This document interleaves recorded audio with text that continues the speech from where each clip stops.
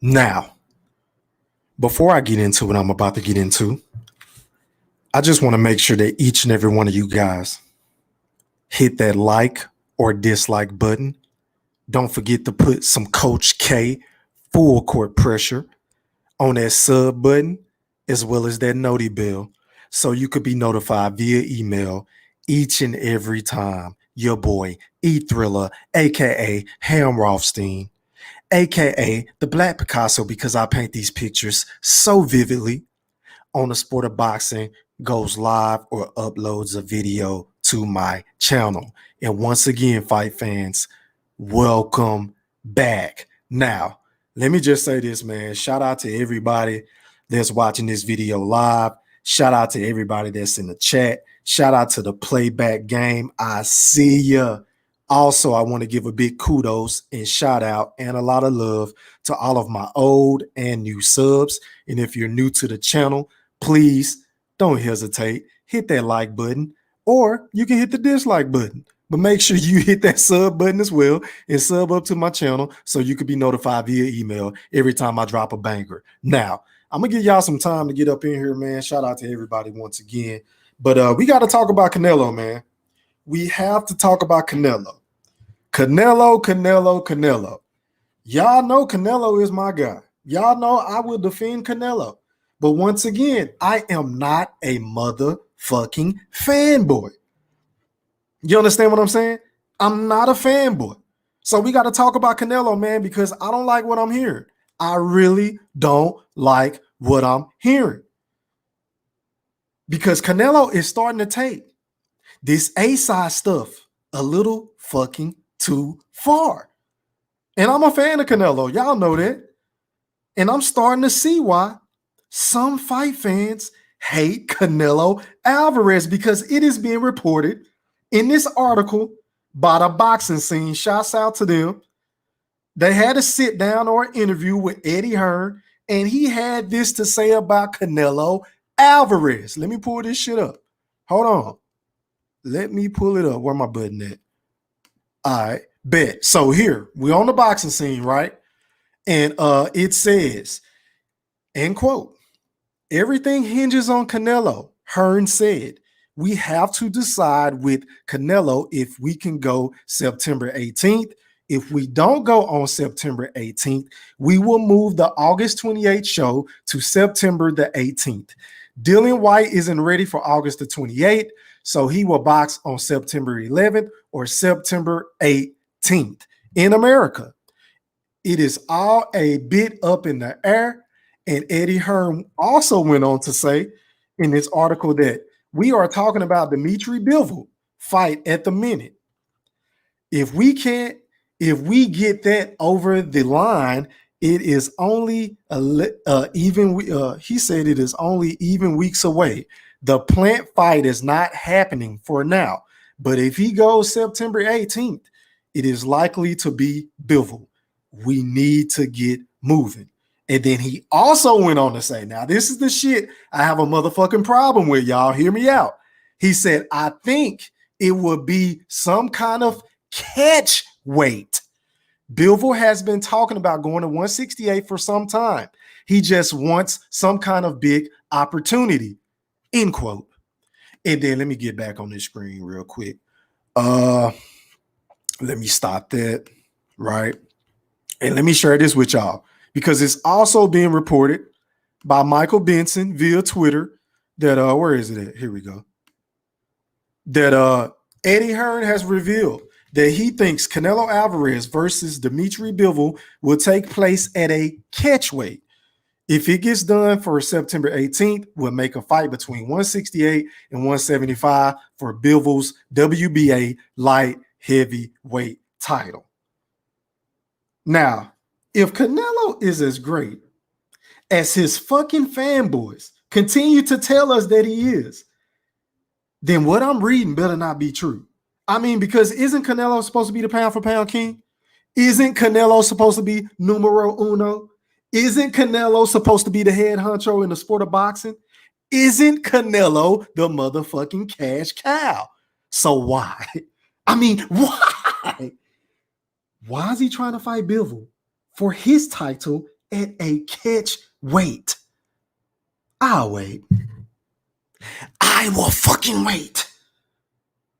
Because, I mean, my Lord, getting a fight with Canelo is starting to seem like it come with more stipulations and fucking clauses in his contract than a Vince McMahon fight. I mean, goddamn. I mean, at this point, we might as well change his last name for Alvarez to fucking Canelo McMahon because this is bullshit.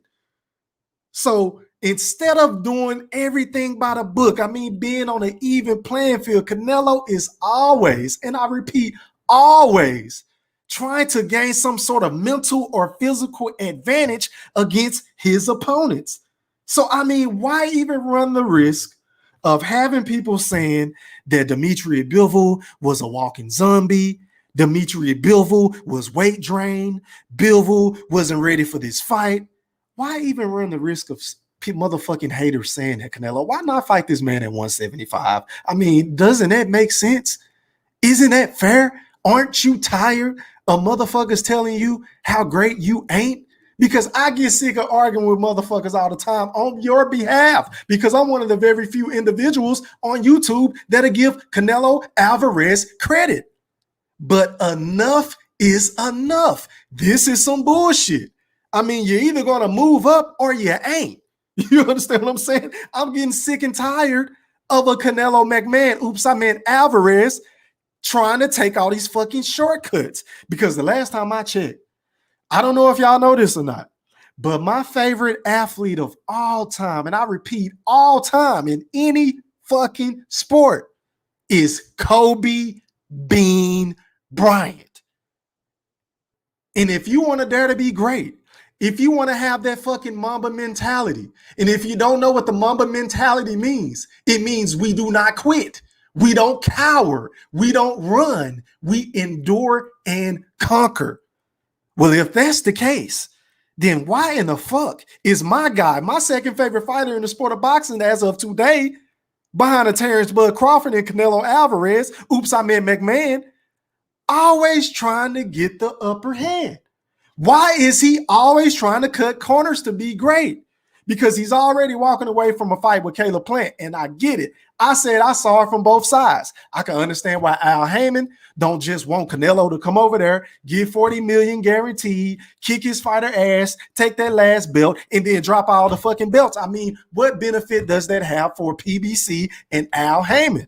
But on the flip side, if you're Canelo, I can understand you want to keep your fucking flexibility. I can understand why you would want to keep your options open. Similar to a male bachelor. He doesn't want to be tied down. He ain't trying to be on the range and shit. You can't go tie me down. Tie me down. He ain't trying to be with none of that shit. He paid the cost to be the boss, and he is the cash cow in the sport of boxing, whether you guys like it or not. So I get it from both perspectives. But whenever it comes to this shit right here, I ain't rocking with you, Canelo. I'm not endorsing this at all because it's bullshit. It's bullshit. You're either going to fight this dude at 175 or don't fight him at all. Why does it have to be at a catch weight? But I digress. Let me go to this chat, man. Shout out to everybody that's watching this video. My boy Frenchie Capone 313 in the motherfucking building. He said, "What's good, E-Thriller? What's popping, my brother?" I appreciate you for rocking with me, man. You have always been rocking with me from day one. I appreciate that, my brother. Shout out to my boy Poetic Youth of Common Sense in the motherfucking building. He said, "What's good, my guy? What's popping, my brother?" As a matter of fact, I'm dying to know what my boy Poetic has to say about Canelo Alvarez. So let me do this. If anybody want to get on the chat with your boy E-Thriller and pop your shit and let me know what you got to say about Canelo versus Bivol at a catch weight, because I already said what the hell I got to say. And if you want to come on and debate me about it, bring your ass on. But yeah, the link is in the chat. Shout out to everybody that's watching this video. Please hit that like button. Please hit that fucking notification bell. Don't be in this bitch just sightseeing, trying to see what your boy E-Thriller doing and what he talking about and shit like that, because I got a stat.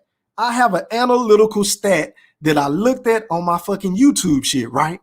And I noticed that the majority of the people who watch my videos aren't even subscribers. And I'm trying to figure out, okay, I get it. Maybe one time or two, you stumble across a video that, all right, what the fuck this motherfucker talking about? This nigga, he don't know shit. I get it. But for the most part, if you are somebody that continues to come back each and every time I go live, each and every time I upload a video, right? Don't never comment. You just in my shit. Don't hit the like button. Don't even hit the dislike button. You just in this bitch just looking, just peeping what your boy E Thriller talking about. Do me and yourself a favor. Just get the fuck out. Just go. If you ain't gonna show support, hell, if you ain't gonna hate, then get the fuck out. Why are you even here? But shout out to all my boys that really rock with me. Shout out to all my subs, ladies and gents. I really appreciate that, man. I got people from the Philippines listening to me now. I got people from the U.S., of course. I got a few people in Indonesia. I mean, shout out to y'all. Shout out to my people in the U.K. You understand what I'm saying? But I'm just saying, man, just show your boy some love. Hit that fucking like button. But shout out to my boy Poetic, man. Hey, man, break this shit down for me, bro. What you think about this? Well, I ain't gonna lie. This time, I can't necessarily say that he ducking somebody at his weight division because Andrade at 160. Right. Just to be a little transparent, I can see why they might not be interested in an Andre fight, because I feel like nowadays, instead of just making the good fights, they more so care about the casual fan fights, and the casual fan think Andrade ain't no goddamn body and shit like that. Mm-hmm. So that's probably another reason why they wouldn't want to fight Andrade. Okay. But especially he don't even really have to right now. But right, him moving up and going to Bivol, I don't know, man. I don't know what the fuck supposed to be going on with. Listen, bro. Listen, this is my thing. I never said it's not a dangerous fight. Hell, it may even be a more dangerous fight than him going up against Caleb Plant. I don't fucking know until they get into the ring. But what I'm saying is, I'm starting to see why everybody, gives Canelo a lot of flack, because whenever he does go up against somebody that's kind of on his level or some shit like that, is always a certain clause in the contract or a certain stipulation, or you got to have this size ring, or you got to fight me at this way. Like, I'm starting to see what everybody has been saying about Canelo. I'm just saying, to that you say what? What's the stipulate? Who he's supposed to be fighting next? Well, they're saying if he's not fighting Caleb Plant, it's going to be Dimitri Bivol. Now, Bivol campaigns at 175, right? Uh-huh. So Canelo is trying to face him at between 168 and 175. So they're saying it's going to be at a catch weight. So between 169 and 174. But my thing is, why not just go ahead and fight him at 175? So if you were to beat him, you would get full credit. Am I tripping? Nah, you're not tripping. I see what you mean about the it's always like a catch or something. Right, because you already know what the narrative going to be, Poetic. Correct me if I'm wrong or not. They're going to say, hey, the dude was weight drained. It was a rehydration clause. They're going to say anything to take away from Canelo, and rightfully so. So I don't think they give them that opportunity to do that. I don't think they care. What you mean? I don't think they give a shit about what people say. At this point, I don't think you're saying Canelo don't care. I don't know if he actually cares or not. Because if he actually cared, I feel like he'll be trying to fight Andrade at least. I don't know. Or Charlo or something. I just don't see. I thought he might be looking at Charlo a little bit more now, since Charlo came off that fight with Montiel. He was kind of bad, because you know how Canelo sometimes fight his opponents after one of their worst looking performances and shit. That's another narrative that always floats out there about Canelo. But go ahead, my bad. Yeah, but I mean, I don't know. My thing with Andrade is, I feel like Andrade needs to keep looking. Don't look spectacular, but do enough to beat his opponents, and then he'll get a fight with Canelo. But Andrade ain't even doing what what Bernard Hopkins told him to be. Tell him, you know that's my boy. He not being a serial stalker. He not trying to go after it. And I feel like Andrade is the same as Terrence Crawford. They don't really try to do anything. They just let their promotional company do whatever, and they just go out there and get the W's. They don't actually try to make strides to do stuff for their legacy. You know, they don't do that. That's a good point you said you just made about Eddie Hearn, bro, because he kind of is in the same similar situation as Terrence Crawford, because he can't get no big fights. He can't get no big fight. He can't get the Canelo fight, and technically they were on the same side of the street. So why that can't happen, I don't fucking know. But you know how I feel about that. I feel like them dudes at 160, they should try to fight fight each other instead of chasing Canelo. And then eventually Canelo ain't gonna have nowhere to run. And then Charlo's acting like bitches when it come to Andre, bro. They act like fucking females when it come to Andre. That video I watched with they was I don't know what fight they was at, but yeah, the video I watched when Andre was sitting in the cut and Charlo was walking by in the hallway and Jamel looked him up and down or something like nigga the fuck. Yeah. And Charlo and Andre was like fuck nigga. And it's like you could tell they low key avoiding him, bro. Especially the Charlos.